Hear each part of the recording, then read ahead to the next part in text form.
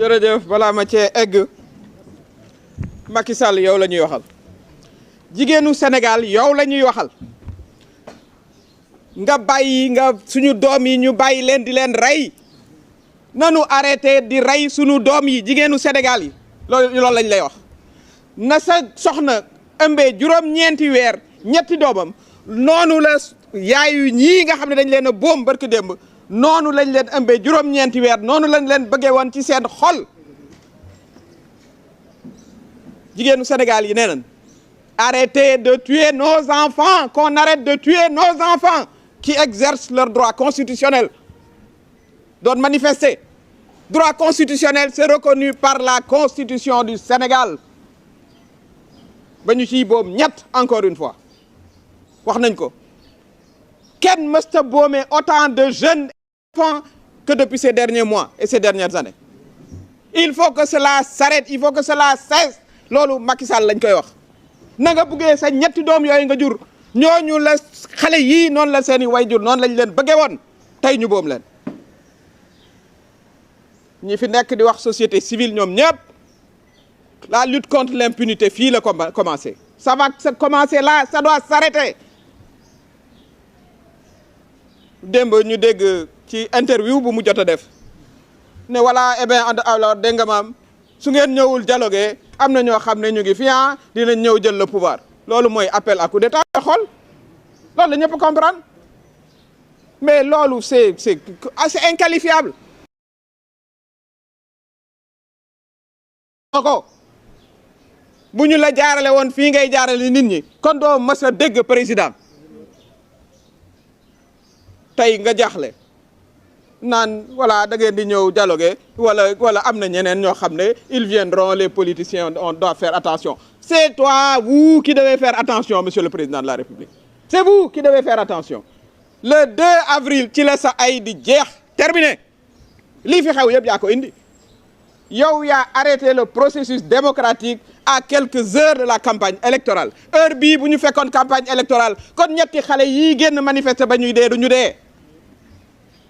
sa décision moo indi lii nga xam ne moom la ñëpp di jooy fii Sénégal c'est un pays démocratique démocratie la ñu xam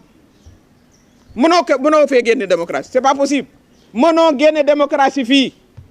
la nga xam ne moom la ñu lay laaj te mu leer mooy nga organiser élection yi le 2 avril nga jël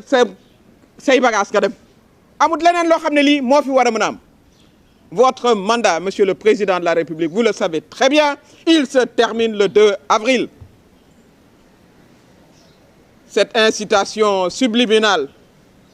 si vous venez pas si on ne dialogue pas d'autres forces quelle autre force il n'y a pas d'autre force dans le jeu démocratique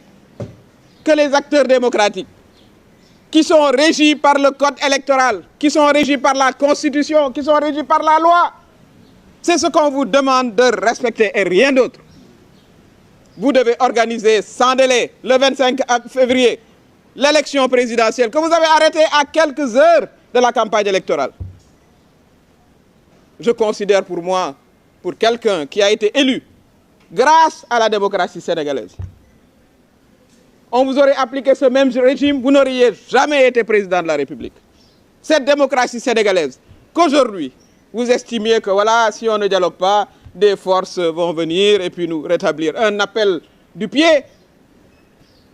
à des forces qui n'ont rien à voir dans la démocratie, absolument rien à voir, et qui ne vous suivront pas. Parce que le Sénégal, la démocratie est ancrée dans nos valeurs. Tout ce que nous vous demandons aujourd'hui, c'est sans délai, organiser l'élection le 25 février. Nous demandons aussi au Conseil constitutionnel. Nous avons fait un recours au Conseil constitutionnel. Mesdames, messieurs, vous êtes 5 Sénégalais aujourd'hui. Sachez que 7 Sénégalais, 7. L'avenir de ce pays, en quelque sorte, est aujourd'hui entre vos mains. L'histoire vous a placé devant nous. C'est à vous d'entrer dans l'histoire ou c'est à vous de marcher et de montrer dos à l'histoire. Vous savez pertinemment que la loi qui a été votée pour le report est une loi anticonstitutionnelle. Nous avons fait recours. Si on veut que le Sénégal continue sa marche démocratique, mais rapporter cette loi qui est anticonstitutionnelle. Et nous retournerons normalement dans le processus électoral qui était entamé et qui n'aurait jamais dû être interrompu. loolu mooy wax ji tey juróom-ñaar ngeen yu sénégalais yoo xam ne yii bu ñuy seet avenir ak président au Sénégal mu ngi seen loxo ndax la xew assemblée nationale ñu delloo génne délai bi ne non léegi dañu koy yóbbuwaat 9 mois xam ngeen ne loolu tegul ci yoon xam ngeen ko bu baax li président Macky Sall doon wax mu ngi fii tege ñoo àndoon ak moom ñun ñoo doon manifester ak moom na ku ne delluwaat xool dans les réseaux sociaux la mu doon wax président Ablaye Wade ne ko fii doo fi toogaat un jour supplémentaire mais yow it Macky Sall doo fi toogaat un seul jour supplémentaire kon conseil constitutionnel soxna yeeg ña fa ne xam leen ne la ngeen war a def pour lii dak xale yii di génn manifester te ñu am ci droit nag am droit mu manifester di manifester pacifiquement ñu naan leen tell bal ñuy dee 22 ans 23 ans mais où est dans quel pays c'est-à-dire rien que ça c'est une défaite loolu waroon naa laaj ku jiite réew mi démissionné sa ay propre doom yow ñu tuddee la le père de la nation dafa am sens waxuñ ko rek nii mooy da nga war a protéger sa jeunesse warta génne di manifester ñu leen di dóor bal ñuy dee kooku jigéenu Sénégal yi duñ la ko mësabaal duñu la ko mësabaal la ñuy laaj nag mooy yoon atte ñu mooy li procureur wax muy CPI muy justice képp koo xam ne boom nañ la fi dans l'exercice de tes droits constitutionnels mais dinañ ko layoog yoon kon cet appel qui a choqué le monde entier tout le monde a compris li nga bëggoon a wax su ngeen ñëwul dialogue armée day jël pouvoir loolu la ñëpp comprendre te yow nga jaar ci démocratie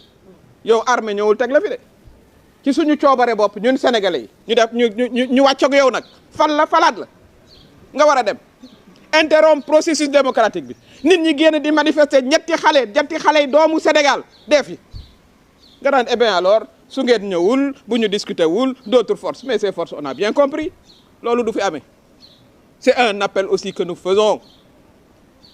à nos hommes de tenue qui ont toujours été des démocrates kenn du la topp ci lii kenn du la ci topp le 2 avril nga pare sa ay jeex na nga dal di dem ñu organiser ay élections kon sénégalais yi aussi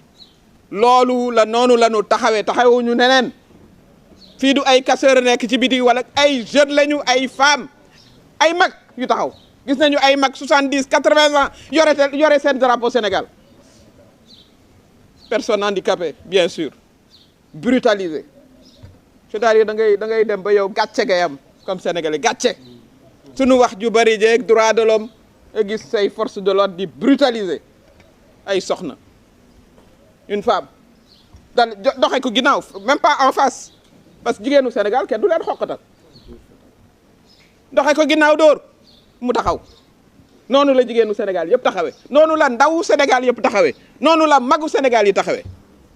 kon loolu mooy li nga xam ne moom lañ ci bëggoon a wax ak xol bu naqari waaye ak détermination wax naa ko détermination sans faille bu fekkee ne nag 18 millions de sénégalais yi mën nga ñëw dugal kasu ñun ñëpp bismillah.